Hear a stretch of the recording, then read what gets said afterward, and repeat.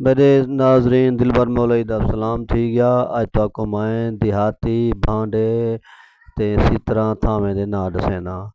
झामलियां, मट्टियां, मधाणियां, कलोटियां, दखियां, डोले, डोलियां, खट्टू, बिस्तरे, तड्डियां, पड़छियां, वाण, वाण पिन्ने, सुरमे दाणियां, शीशे, कंघियां, चोले, चुन्नियां, पोपा, चीलक, हस्सी, टिक्का, छल्ला, मुंदरी, चक्की, नावड़ी, किल, उतला पोड़, तलवा पोड़, मात्र, मटूरी, तंबालू, घुगड़ा, प्याला, चाहदानी, घाघर, तासला, कोट दा मुंगुर, उखली, छज, परूण, मोला, दौरी, मोलही, घड़ा, घरड़ी, मटका, तकड़ा, छिक, खटड़ा, बाही, पावे, सेरू, चुल, तनूर, थाल, पातरी, पतरोटी, गडवा, ट्रंक, संदूक। इवें कुछ सारे जरी ਜਿਹੜੇ ਮਕਾਮੀ ਔਜ਼ਾਰ ਹਨ ਉਹਨਾਂ ਦੇ ਨਾਂ ਵੀ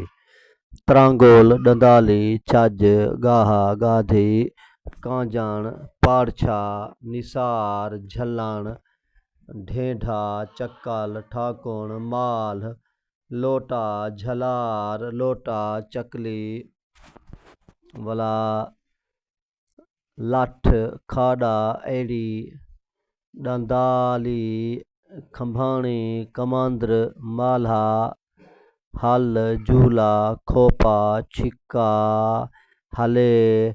ਇਹ ਉਹ ਚੀਜ਼ਾਂ ਜਿਹੜੀਆਂ ਸਾਡੇ ਦਿਹਾਤੇ ਦੇ ਵਿੱਚ ਇਹ ਸਾਰੇ ਪੁਰਾਣੇ ਸਮਾਨ ਹਨ।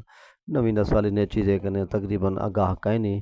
वो साइंस अंग्रेज़ी नाम आ गई है और अंग्रेज़ साढ़े उत्ते इतना अच्छा आ गए उन्होंने हर शय अपने साडू भेजी है।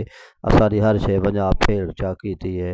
अपनी सकाफत नाल प्यार करो, वसेब नाल प्यार करो। दिलबर मौलाई।